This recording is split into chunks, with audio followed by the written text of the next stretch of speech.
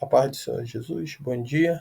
Quarto dia do nosso devocional, que está no Evangelho de Mateus, capítulo de número 4, versículo de número 17, que diz: Daí em diante, Jesus começou a pregar, dizendo: Arrependei-vos, porque o reino do céu chegou. Nós vamos ver que Jesus, logo após ele ser batizado, por João Batista, nós vamos ver que ele é levado ao deserto para ser tentado, O diabo ele vai tentar Jesus, ele foi conduzido pelo Espírito ao deserto e ali ele passa a ser tentado. E ali, depois de estar jejuando, 40 dias e 40 noites, Jesus ele sentiu fome. Isso demonstra que Cristo ele veio em forma de homem. Né? Ele também sentiu os desejos que nós sentimos, o que nós sentimos nas vontades, ele também sentiu.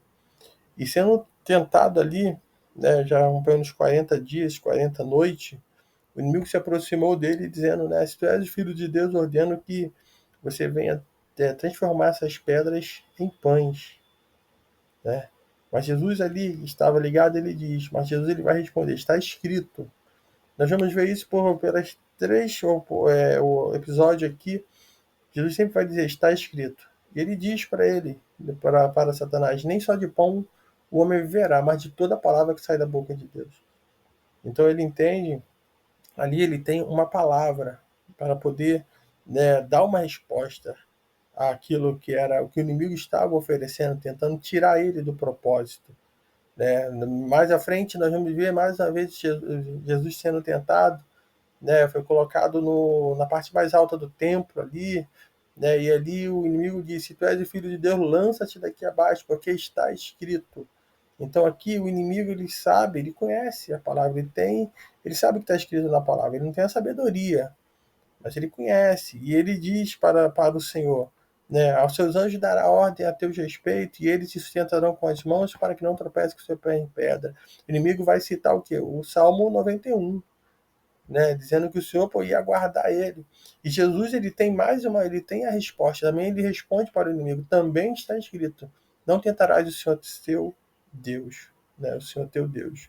Então, o diabo ainda vai tentar mais uma vez, levando ele, mostrando todos os reinos do mundo, a glória dele, todo o poder, toda a majestade, e o inimigo diz para Cristo, eu te darei tudo isso se prostrares em me adorar. E Jesus vai responder, vai de Satanás, porque está escrito, ao Senhor teu Deus adorarás, e só a ele prestarás culto. Então ali o inimigo deixa, e os anjos vêm e servem ao Senhor. Então entenda que todo o processo, aqui foi logo após o batismo de Cristo, ele passou por esse momento, de provação, e com uma palavra ele respondeu. Ele sempre respondeu na palavra, está escrito. Então isso demonstra o quanto é importante nós termos o conhecimento da palavra do Senhor, ter contato com a palavra todos os dias, às manhãs, às tardes, à noite. Em todo momento nós precisamos alimentar o nosso espírito, para que assim nós possamos estar sempre prontos a responder às afrontas, os ataques do inimigo. Logo após Jesus ele ser tentado, ele vai ele deixa Nazaré, e vai viver em Cafarnaum. E quando chega em Cafarnaum ali, ele vai começar a pregar, como diz aí o nosso texto, que é o nosso devocional, leitura devocional. Daí em diante, Jesus começou a pregar, dizendo, arrependei-vos, porque o reino dos céus é chegado. Pregar a palavra do Senhor não é de qualquer maneira. Primeiro Jesus passou no deserto, ele foi provado, depois ele passou a pregar a palavra, que a partir daquele momento estava se cumprindo, a profecia ao qual dizia que o povo que vivia em trevas viu uma grande luz. Sim, uma luz raiou para os que viviam na região da sombra da morte. Então o Senhor ele vem para apregoar o reino dele, para cumprir realmente aquilo que estava já na Escritura. Quando Jesus ele fala que arrependei-vos porque o reino do céu é chegado, e quando nós fazemos a leitura lá no livro de Daniel, capítulo 2, no versículo 44, que diz, mas durante o reino desses reis, o Deus do céu levantará um reino que não será jamais destruído. A soberania desse reino não passará a outro povo, mas ele destruirá e consumirá todos esses reinos e subsistirá para sempre. Então Daniel já tinha profetizado que o reino do Messias, esse reino se levantaria e não seria igual aos outros. Os outros seriam destruídos e o reino do Senhor seria proclamado, né, nessa terra, porque o reino do céu chegou. Jesus, ele sabia para que ele foi colocado no mundo. Quando nós olhamos Atos, nós vamos ver Pedro também dizendo, em Atos capítulo 10, versículo 37, essas palavras vos bem sabeis, foi proclamada por toda a Judéia, começando pela Galiléia, depois do batismo que João pregou, e diz respeito a Jesus de Nazaré, como Deus ungiu com o Espírito Santo e com poder. Ele andou por toda parte, fazendo bem, curando todos os oprimidos pelo diabo, porque Deus era com ele. Então, o Senhor, ele tem todo o poder. O nome de Jesus, ele tem o poder.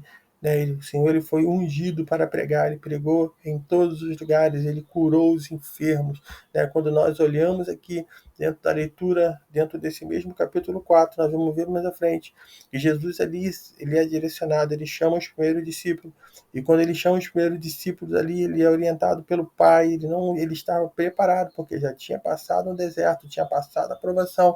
E quando nós mortificamos a nossa carne, a nossa vontade para servir o reino do Senhor Jesus, ele nos enche do seu espírito, nos dá sabedoria e nos faz escolher as pessoas corretas. Então Jesus, ele vai para Galiléia, separa os primeiros discípulos ali, onde Pedro, André, Tiago e João são separados, e Jesus, ele fala para ele, né? Eles venham realmente passar a deixar de ser pescadores de peixe para ser pescadores de homens, pescadores de almas, né? E imediatamente eles deixaram o barco, deixaram a sua pesca e foram a seguir Jesus.